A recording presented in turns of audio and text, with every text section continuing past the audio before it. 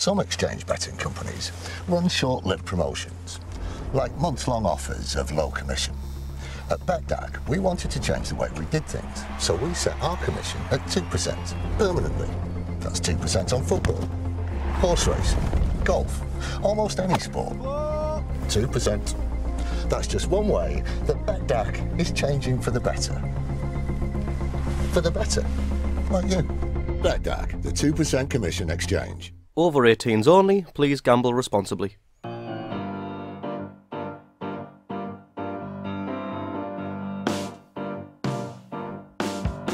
Hello and welcome back to the ROKER RAPPORT XTRA podcast. It's a Wembley special. It's, I think, at the time of speaking, we're about 4 or 5 days away from Wembley, but we all know that it's probably going to start on Saturday night. As you're probably aware, we normally take someone associated with our opposition on XTRA, but this week we've got a man, who we could say is a bit of an expert in League One and League Two. Many of you will know of him, and we promise we'll try our best not to mention expected goals and touches in the box. George Elek of the NTT20 Podcast. How are you doing, George? Are you well? Yeah, I'm okay, mate. It's actually probably wouldn't be so bad for you guys to talk about that stuff now, but I understand why you'd be hesitant to do so. I'm sure we'll get onto it. I am hesitant that that would be the right word to use. So, straight from the top, George. Checkatrade Trophy final this Sunday. Many League One and Two clubs have boycotted the trophy. I had a Bristol Rovers fan on before the league game. Asked him about the same thing. He 100% wasn't into the idea of the Checkatrade Trophy. He wasn't even going to the semi-final, but Sunderland and Portsmouth are completely embracing it. We've pretty much sold out Wembley as far as I can see. As a fan of Oxford and the League One, League Two clubs, what's your thoughts on the competition? Yeah, it's interesting how quickly fans who boycott seem to change their minds when it gets to Wembley. As an Oxford fan, we got to the final against Barnsley the year before the B teams came in. And then we got to the final the next year as well against Coventry. And I went to the Barnsley game and I didn't go to the Coventry game. So maybe that tells you a little bit about my thoughts on the Checkatrade Trophy. I'm not a massive fan of it, to be honest. I think it's different for clubs who are probably destined to spend most of their existence in League One and League Two, because this was a competition that was very handy for us previously to blood new players. And the disrespect, I guess, that clubs are treated with in League One and League Two now, where these B teams have been brought in, they're allowed to basically pick pretty much whatever team they want, yet there are restrictions on the clubs in League One and League Two that they cannot play a certain amount of youngsters. Just seems totally unfair that you can be sanctioned. I mean, Nathan Jones got a fine a couple of years ago, basically deliberately, by playing a youth team for Luton, because he just said it was so ridiculous. So it just feels like it's the powers that be maybe treating some clubs down here with a little bit of disrespect. But as I also say, you don't get a chance to see your club at Wembley that many times in a cup final. So it's no shock to see two massive clubs in Pompey and Sunderland both pretty much sell out their allocation at Wembley. Yeah, I mean, it wasn't that long ago we were there with the League One Cup final, and that was one of the greatest days of many of our lives, I think, to be honest with you, even though we did get beat. So I suppose what's been quite nice is a lot of fans from League One and League Two have been able to, look at Sunderland and Portsmouth and kind of have an understanding of why we're excited for the Checkatrade Trophy. We've been through a couple of years. Do you think maybe as an outsider looking in that Sunderland deserve a day out at Wembley? Yeah, definitely. I think both clubs, two clubs who are bigger than the level they're at currently, who've been chronically mismanaged from the top in very recent history. So there's no doubt, no denying that both sets of fans deserve this day out, and especially Sunderland. It wasn't too long ago that Portsmouth won the FA Cup, so we can't feel too sorry for them. But you guys, it's not your fault that you've seen your club be basically dismantled in the last the 18 months before this season. So. For you guys to have this day out at Wembley is going to be amazing. And you've also got the brilliant thing. I mean, I also saw Oxford get promoted out of the conference at Wembley, and that was one of the greatest days of my life, May the 16th, 2010. And the good thing about these games is that you've got bigger fish to fry. If you go down for a weekend in London and you come back and you beat 2-0, then it's not the end of the world because you're still fighting for automatic promotion. So it's almost the perfect day out. Yeah, I'd agree with that. I mean, I think as much as I'm excited, and many of us are excited for the game, I think most of us would take losing this one if it meant automatic promotion or promotion in general. without a doubt. I don't think any of us would rather win this and then maybe go up next season. I think automatic promotion is the main thing, but if we can do both, that would be even nicer. Going on to the game, I suppose there is a game. I keep talking about the day out and stuff like that, but there is a game that's to be played, which is the main event, I suppose. I've earmarked quite a few players sort of for Portsmouth that I think is going to cause the damage, and it's pretty much going straight through their team. I think Omar Bogle's hit the ground running. 4 in 8, I think he scored. You've got Jamal Lowe, who's been great all season. I think Matthew Clark's probably the best centre-half in the whole league.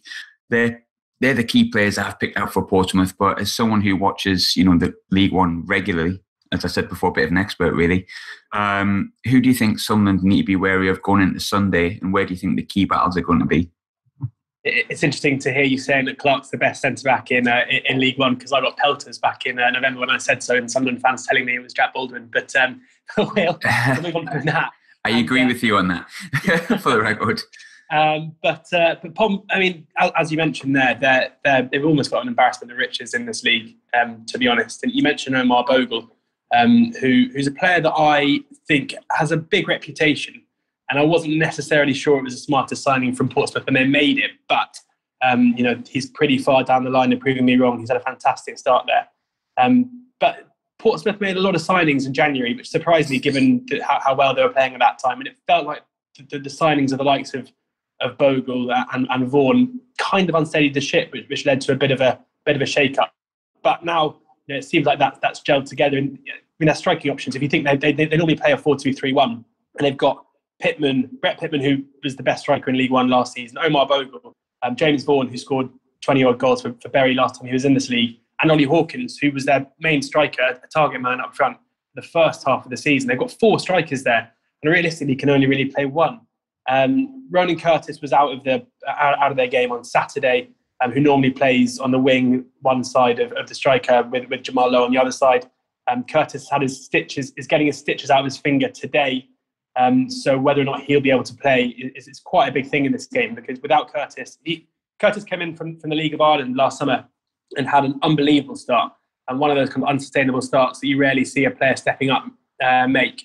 And his form has suffered somewhat since, but even so, because of the way that Portsmouth play, just his fitness alone is so important, because they do like to play this 4-2-3-1. They had to shuffle the pack against Shrewsbury and play a 4-4-2 with Pitman and Bogle up front. It did work.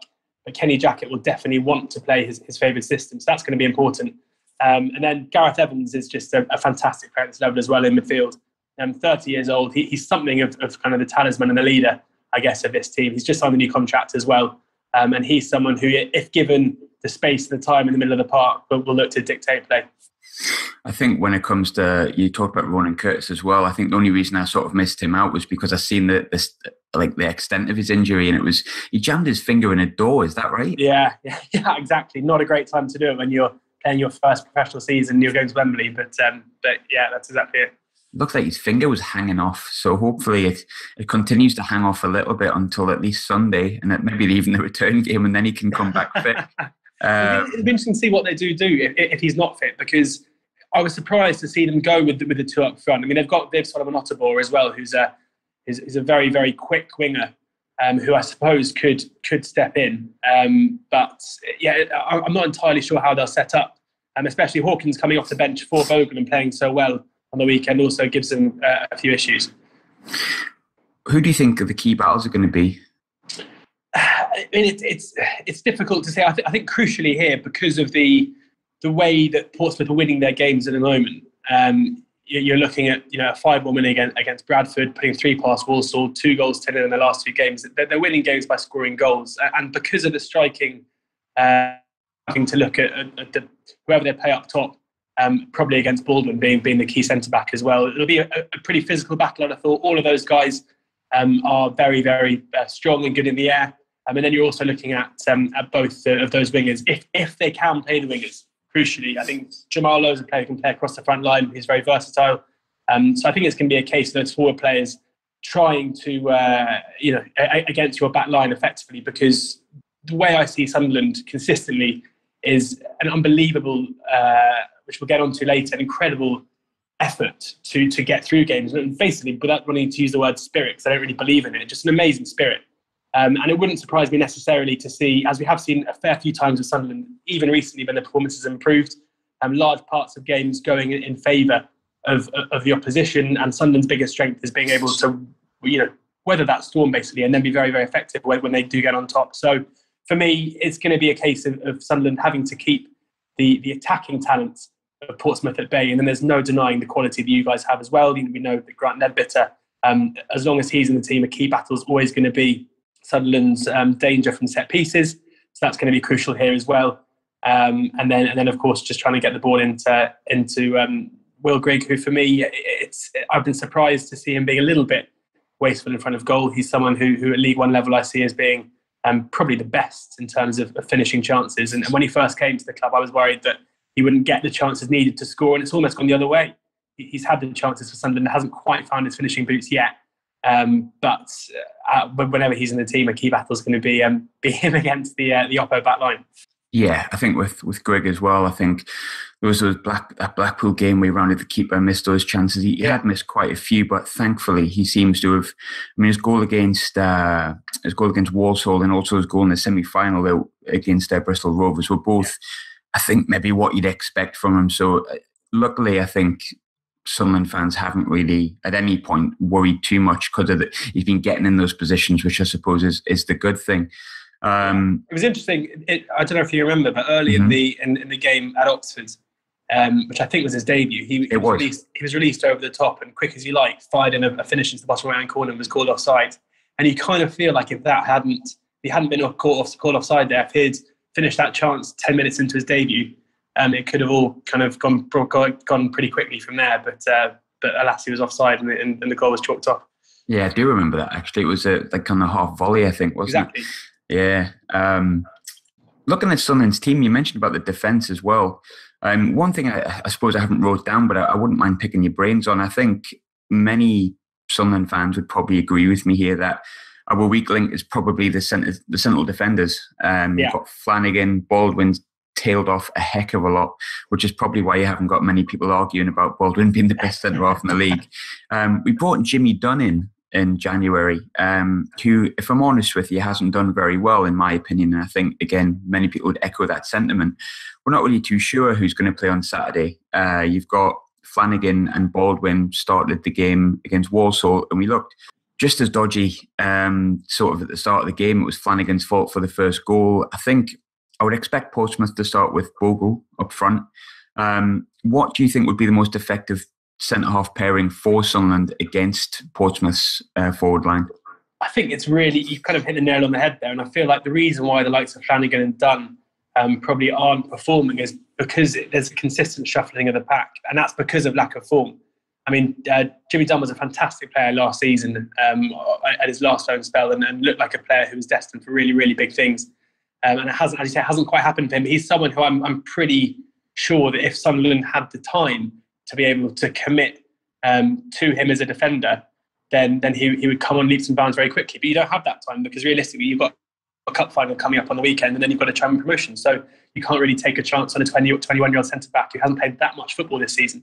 And similarly with Flanagan, he's another player who I think that, at Burton showed his qualities at this level. And he's probably someone who, because of his experience, you'd go with here.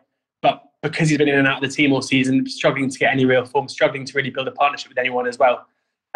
Baldwin is an interesting one because he is a player. I always think that once you kind of cut through the hot air that comes out of certain fans when a player leaves the club, you can often find out a lot about them. And it was quite telling that when Baldwin left Posh, there wasn't, their fan, that in itself is always a bit of a concern because he's a player that they know very well. It didn't really seem to be sour grapes.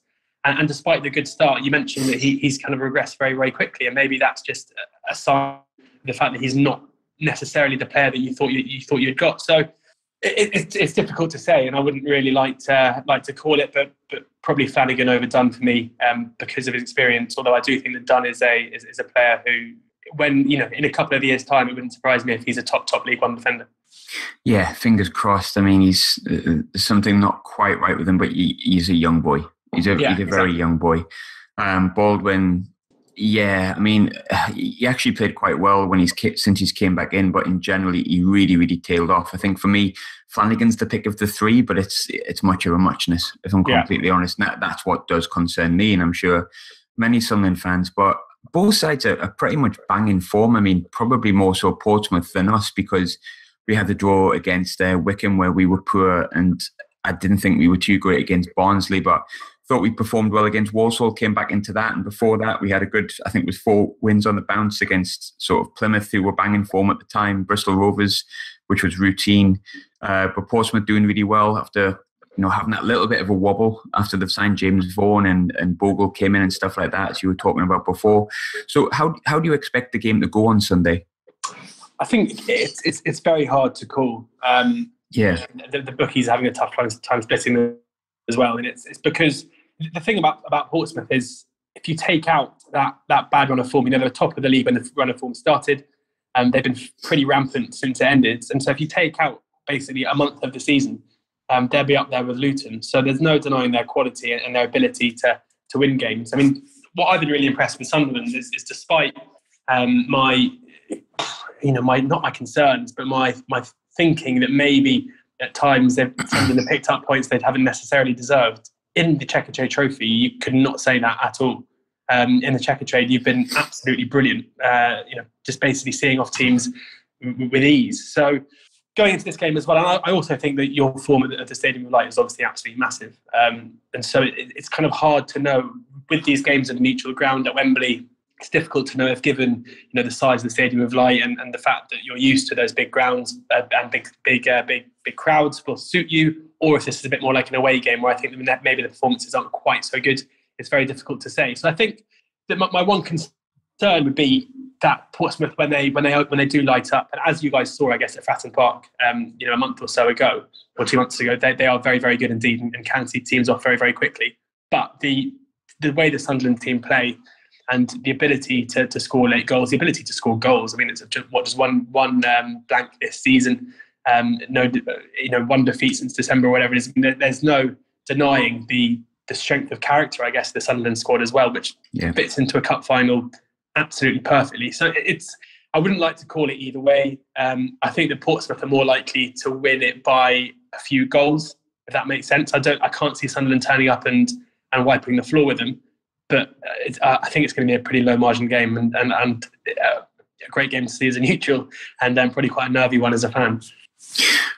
We talked about obviously Sunderland's home form and our ability to score goals quite often, but a lot of that time we've only scored sort of one goal in a game. There was a really horrible period not so long ago, just before sort of Will Grigg came, when we were only scoring sort of one goal. We seem to have fixed that, where we can sort of get like two goals in a game, it seems, again. Do you think it would be the right... Because there's a bit of contention here. We generally play with the one up top, with sort of McGeady, a mixture of players behind McGeady, Gooch, Morgan. But we turned the game against Walsall when, strangely enough, Charlie Wyke, who's a figure of a little bit of division, if I'm honest, came on and sort of set the goal up. Do you think it would be a wise idea to maybe go 4-4-2 with, in my opinion, Portsmouth having maybe the best centre-half in the league, and sometimes Will Grigg looking a little bit isolated? Would you go with two up top, or do you think we should continue with the same? I thought that Sunderland should do that since about November, to be honest. I mean, I know that Wyke is a figure of hasn't necessarily shown the form that you thought, but I've seen a lot of Charlie Wyke playing before he went to Sunderland, and he is a very, very effective League One striker. He may not be prolific, but I think when you've got someone like Will Grigg who's comes alive in the box, who needs space to do so, he's always going to struggle playing as a lone striker because he's not particularly physical. He relies on his movement, and McGeady is I think on his day probably one of the best players, well maybe the best player in League One. I would say that, yes, he's the best. He's a cut above, and his ability to, I think his positional discipline to stay wide, and the amount of space he finds himself in at times is fairly scary. I think if you're the opportunity, given his ability to come inside, and he's a fantastic player. But I do think that Wyke's presence on the pitch, his ability to basically win headers and to use his strength and to hold the ball up, and I think that could only be good for Grigg, given your defensive. I mean, whilst we've discussed the personnel at the back, the fact remains that Sunderland do not concede very many goals. So you're probably, whether or not a cup final is a good time to do it, but you probably could commit one man further forward as well, without really sacrificing too much.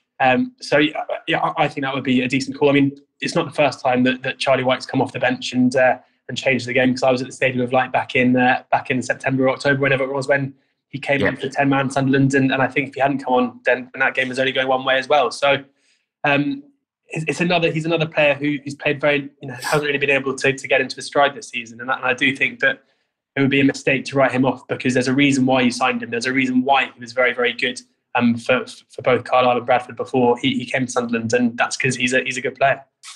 I just think it's a case of he's not I think he's, a lot of the time he's been played as a central striker on his own, and I definitely don't think with our team he's that kind of player. I've mentioned a few times, you've got the likes of Maguire, Beach and McGeady, who don't whip balls in with one touch. They like to take the player on about 7 times, especially Lyndon Gooch's case, and then put the cross in. So he's not really attacking the ball. I think if you've got the team that we've got, and you've got White in the box, but not necessarily having to be the man attacking the ball, he can be the one that knocks it on. You've got great ability there. It's a thought I've had, and I mean, I remember last time we went to Wembley, it was the first time we played Fabio Barini as a central striker, and that had never happened before, and he scored within 10 minutes. So maybe the change of system would work and take people by surprise, but I don't know. Talking about touches in the box, we might as well touch on it. There was an awful lot made about your comments, and there's a lot of vitriol that was aimed at you, let's be honest. That's our fan base, don't take it too personally. Okay. A lot of talk on expected goals, touches in the box. You felt we would struggle, and I really seen your point. I think I gave you a bit of jip as well, because I said, but not everyone's got an Aidan McGeady, which is true. But we're still well on track for automatic promotion, and you've sort of touched on it already, that things have changed. So have something changed your opinion, and how have things changed since that original comment for you? Yeah, like yes and no, I guess. I mean, the key thing here, I would say, is if you looked, when I made those comments, the odds on Sunderland to get promoted was 4 to 6. They're now 10 to 11, so a little bit bigger. So it's not like there's been a massive movement towards what I said. There's also, it's worth pointing out, that a lot of the people who replied to me seem to be suggesting that Sunderland would walk the league, which also hasn't happened as well. But there's no denying that things have improved, and the massive drop away that I maybe hinted at hasn't happened. The interesting thing about expected goals and about touches in the box and all this stuff is there's definitely probably the majority of football fans, especially at League 1, League 2 level, there's a rejection of any data points, which is a bit of a shame, because there are a lot of people telling me that football's played on grass and not on spreadsheets, and that's obviously true. But whenever we talk about a game of football, like just me and you just then having a chat about Charlie White and his merits and systems, we talk about this stuff anyway. It's just putting a data point on it. There's nobody denies the fact that if you're watching a game of football and your team is consistently creating more chances than the opposition team, you're going to leave, and you draw 0-0, you're going to leave and say, we should have won that. All it is just trying to rationalise that. And realistically, over the course of the season, if you are consistently giving up worse chances than your opposition, the reliance on players like Aidan McGeady, who was obviously a cut above this level, isn't really sustainable. So all I kind of would reply to people when I was feeling in a good mood, when I was feeling in a bad mood, I'd probably try and bait them a bit. But was just to say one or two things is going to happen. Either the form's going to drop off, or your performances are going to improve. And I would say that basically both happened at a time where pretty soon afterwards there was that run of form where, I mean, you were still scoring. You already alluded to it earlier. You weren't losing games. You were basically scoring one goal in every game, but you were drawing a lot of games, and the performances were not good. And it kind of culminated towards the end of January, I guess. It was that kind of middle of December to late January period. And he lost pace on the top two. However, since then, in the last 6 or 7 games, the performance data has changed. You've got positive XG ratio for the first time this season, basically since the first couple of games, which means that you're creating better chance of the opposition in the games. And lo and behold, the performances have improved. The results have improved, sorry. So I stand by what I said back then, in that I didn't think that at the time Sunderland were one of the top 2 or 3 teams in the league. I think that right now you possibly are, but there still needs to be more of a impetus, I guess. We've spoken about how Sunderland struggles to score more than 1-2 goals in a game. That comes down to the fact that the chances being created aren't necessarily constant or particularly high value. But all I would say, I've made a charity bet with one of your fans about whether or not you go up, so at least someone is going to profit. Yeah, very true. And it's not a case of. It's interesting on the podcast we talk about it quite a lot. And according to basically any time I seem to point out that a team is performing above their expected data points, let's say, it's interesting how many teams I apparently despise, because it's definitely not the case. But we'll see. And all I would say on it again is just it's interesting how quickly fans who don't pay attention to the data suddenly pay attention when it's saying that their team is good rather than bad. So it works out in the end anyway. No press is bad press, right? Yeah, exactly. And hopefully when I come, if I come back up to the Stadium Line next season, if both Sunderland and Oxford are in League One, then I won't be hounded out too quickly. No, hopefully not, mate. Because you enjoyed your time you were down last time. Because we obviously met at the fan zone, I think, didn't we, last time? Yeah, exactly. I don't think I'll be allowed to do that again, though. But unless I can do electro and expected goals. But no, I loved it up there, and it was a great game as well, for us at least. And as I say, I've got nothing but respect for the club. So touching on the promotion race, obviously we've got Wembley coming up, and everyone's really excited for that, right? Don't get me wrong, but we said before, I don't want to lose. I don't want to talk about it. I'd rather win and get promoted. But the main aim basically is promotion. So touching on the promotion race really, really quickly, it looks like Luton are completely unstoppable. I think they've got the title. I think let's be honest about it. I don't see them slipping up. Barnsley sit in second place, 5 points behind ourselves, but with 2 games in hand. Potentially there could be 8 points ahead by Saturday, but we'll have 3 games in hand. I think it's a 4-team race, if anything. I think Luton, Barnsley, Sunderland, Portsmouth, for the automatic promotion, it's going to be 2 of those 4. How do you think the promotion race is going to pan out, and who would you say are going to be the 2 to go up? I think that Luton and Barnsley are the likely 2, and that's no disrespect to you guys. I think that at this stage of the season, points on the board is incredibly important. Yeah. And Barnsley's run of fixtures is really quite ridiculous how favourable it is. Their next game is Coventry at home, and their toughest game left this season is Burton away. Then that's Fleetwood at home, Shrewsbury at home, Plymouth away, Blackpool at home, Bristol Rovers away. From those 7 games, you've got to have them in for about 18 points. It's a bit ridiculous. Your fixture list isn't much worse, to be honest. The tougher games are at the Stadium of Light, such as the Portsmouth game, which is a big plus. But if Barnsley do go 8 points clear of you, even with the 3 games in hand, it's a mammoth ask to claw that back, I would argue. And just the concerns, as we've mentioned, that all the points and the wins that Sunderland pick up are so marginal.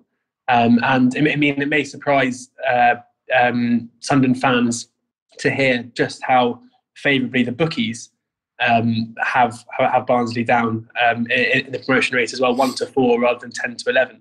I think that's just because of the fixture list, the points on the board, the kind of distraction, I guess, of this cup final coming up, all slightly plays into their hands. I'm by no means ruling out Sunderland. I think that probably at the prices, Sunderland represent a little bit of value. But Barnsley weren't particularly convincing on the TV game on Saturday against Walsall. Walsall had the better of that game, I'd say, for the first half an hour or so, and we're unlucky not to go 1-0 up. But this is a Barnsley team that I'm really, really keen on. I think in most editions, this Barnsley team would win League One. Although the loss of Kiefer Moore, who of course so nearly became a Sunderland player for the season, doesn't help them at all. It's going to be very, very tight. I just feel like Barnsley are the more likely to get that second spot. I don't think Portsmouth will be able to catch them because, as I mentioned, I expect Barnsley to get so many points from now to the end of the season. I think it's too much for Portsmouth. I just think that for Sunderland to catch them, it's a huge ask with 9 games to go. Yeah, and I understand what you're saying with it completely. I think there's a lot of time we've been looking at the games in hand and said win them, and that's fine. But wins are, especially since maybe the Barnsley game in sort of November time, are quite marginal. There is a bit of panic there. I think we'll do it. I think we have on the day, I think we've got the best player in the league. I think we have one of the top 2 squads. I think the big worry for me is I don't actually see Luton as one of the best sides in the league, but they just seem to keep picking up results. I think the best side we faced has been Barnsley, both home and away. I think especially when they had Kiefer Moore, he absolutely tortured our defence, if I'm honest with you. But Luton just keep seeming to like pick up results no matter what. And yet, when I look through their team, I think there's better teams in the league, but I don't think Luton are going to be catchable, are they? No, I don't think so. And the thing about Luton is they may not have the headline names that yourselves and Barnsley do, but this is a long time. Even though a long time planning, even though Nathan Jones has left the club, this is an unbelievable managerial job that we're seeing still continue without him at the helm, because this team has been built with longevity in mind, basically. I mean, they're so effective, and 2 guys in Jack Stacey and James Justin, who are their 2 fullbacks. Yeah, they're both two young guys who are going to be playing top end of the Championship or Premier League within 12 months, 18 months. And Danny Hilton, they've got a striker who may not again be the name that you see that you guys have, but he's an absolute menace up top, and he also scores goals. To boot, they're just a well-oiled machine, basically. And you saw Matty Blair, the Doncaster centre midfielder, saying that he thought Doncaster were the best team in the league before their game on Saturday, and then they've been sent packing with a 4-0 defeat. I can't see this Luton. The only reason why Luton could feasibly fall apart is just because of the lack of Jones at the helm. But I think if that was going to happen, it would have happened already. And they're another team with a pretty favourable looking fixture list coming up. One thing I really wanted to touch on really quickly before we go to predictions, I don't think it's going to happen. Chris Maguire was photographed not too long ago without his protective boot on, getting photos for Wembley, and everyone kind of thought, well, hang on, could he be fit? I don't think he's going to be, but obviously you're an Oxford fan, so you're used to Chris Maguire and his shithousery, as we should call it. How much of a miss do you think Chris Maguire has been for Sunderland? And do you think if he was fit sort of from February onwards, we would probably stand a bit more of a chance of both winning on Sunday and promotion as well? Or do you think Chris Maguire is a bit of a luxury man? So I'll make my bias clear pretty quickly. Chris Maguire is my favourite ever Oxford player. And I don't say that like he stole my heart when he was with us, and I miss him very, very much. And it was amazing for me to see him struggle against us, because I'm absolutely terrified of seeing him tear us a new one. So I think that you undoubtedly miss him. His ability is so multifaceted. I don't think you've necessarily seen the best of his set piece ability, because you've got other players in the team who do so. But for us, that was absolutely massive. The amount of crucial free kicks he scored for us was incredible. But it's also his ability to keep the ball in dangerous areas effectively. Yeah.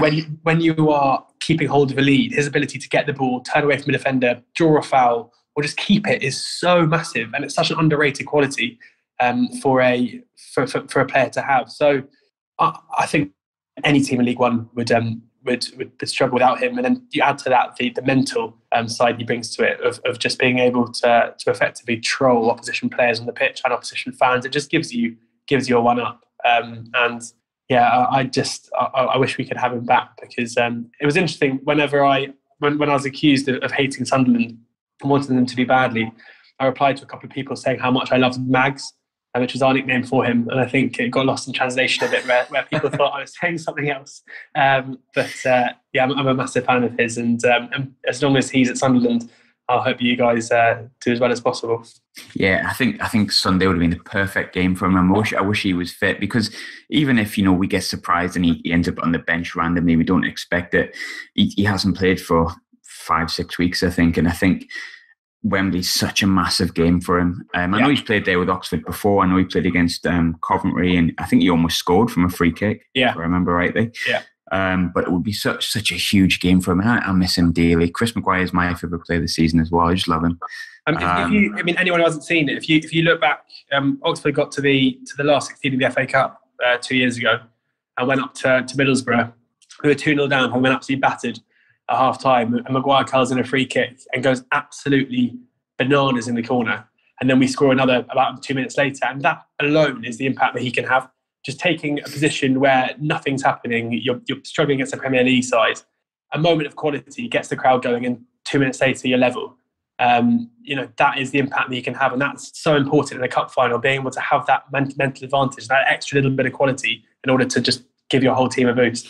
Yeah, like I say, I just wish he was fit. I wish he was fit. But talking about Sunday, what's your predictions? Or should I say, what are your expected goals on Sunday? I reckon Portsmouth will win the expected goals.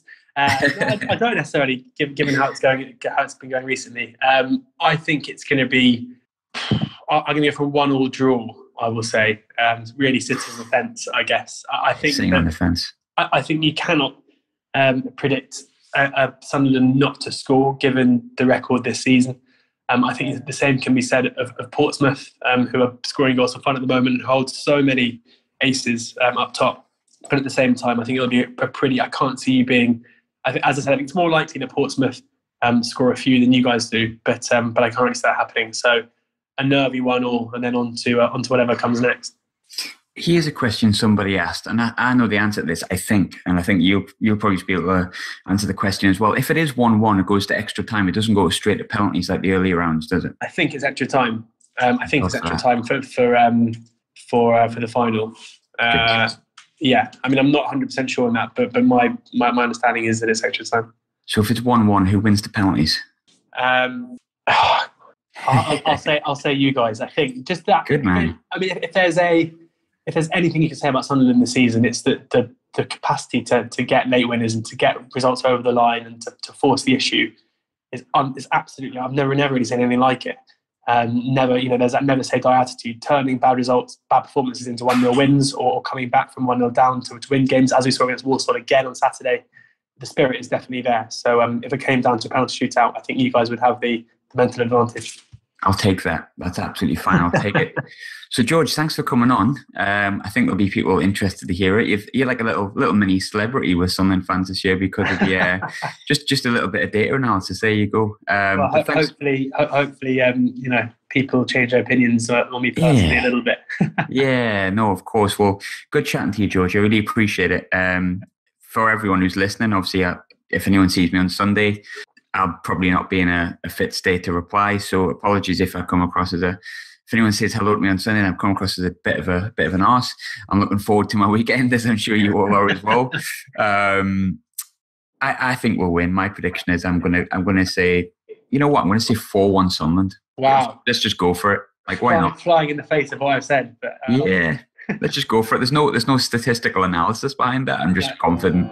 It's overrated anyway. Yeah, stats is overrated. And I can confirm, I've just looked up the rules, and it definitely is a period of extra time before penalties. I thought so. Get the Sky money again. You know, it's worth it for the extra half an hour, isn't it? So, right, brilliant, George. Thank you very much for coming on. Appreciate it. Enjoy the rest of your week.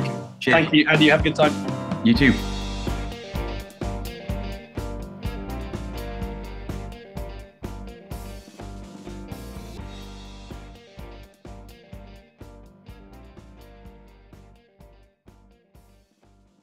Some exchange betting companies run short-lived promotions, like months-long offers of low commission. At BetDAG, we wanted to change the way we did things, so we set our commission at 2% permanently.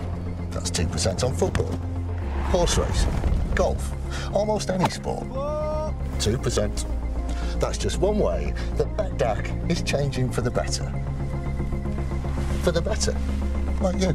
BetDAG, the 2% commission exchange. Over 18s only, please gamble responsibly.